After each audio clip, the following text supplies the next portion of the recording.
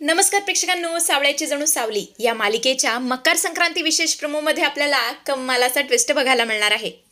तर आता हरिनाम सप्त्याला सुरुवात झालेली असते, पण रामभाऊंनी म्हणजे त्या वारकरी मंडळींनी सारंगला कंपल्सरी धोतर किंवा सोवळा नेसायला सांगितलेला असतो. पण सारंगला काही सोवळा नेसता येत नसतो.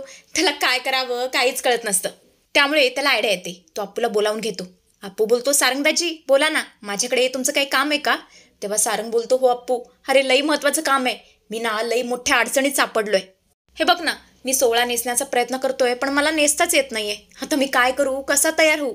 आता थोड्या वेळाने कार्यक्रमाला सुरुवात होणार आहे, आणि समजा मी कसा बसा सोवळा नेसला आणि तो कार्यक्रमात सुटला तर, स्टेजवर सुटला तर काय करायचं?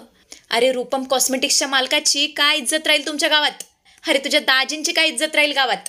तेव्हा अप्पू बोलतो, सारंगदाजी माझ्याकडे एक मस्त आयडिया आहे, थांबा मी आलोच. असं म्हणतच तो सावलीला घेऊन येतो. मी बोलतो, अक्की अगं बक्की, यांना साधं धोतर सुद्धा नेसता येत नाही. आणि हे ऐकून सावली जोरजोरात हसू लागते. ती बोलते, काय यांना धोतर सुद्धा नेसता येत नाही? तेव्हा अप्पू बोलतो, अक्की अगं असं त्यांच्यावर हसू नकोस. त्यांना येत नाही म्हणजे येत नाही, पण तू त्यांची मदत कर की, तू त्यांना नेसवण्यात मदत कर. तेव्हा सारंग बोलतो, नाही नाही, हिच्याकडून मी सोवळा नेसून घेणार नाही. तेव्हा अप्पूला संशय येतो. तो बोलतो, का? पण ही तर तुमची बायको आहे. तेव्हा सारंग बोलतो, हो बायको आहे, पण ती माझ्यावर हसतीये म्हणून मी नेसून घेणार नाही. तेव्हा अप्पू बोलतो, अक्के अगं हसू नकोस, त्यांना सोवळा नेसवशील ना?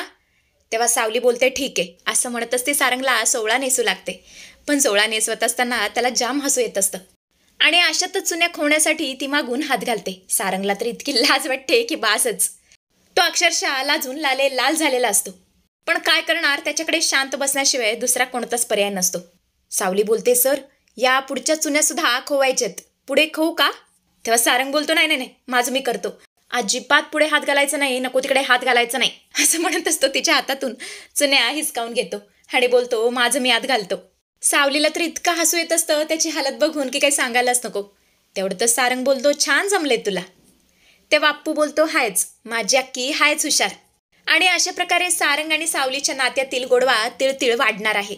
पुढे आता सप्त्यामध्ये नक्की काय घडतं गाण्यादरम्यान ते बघणं रंजक ठरेल.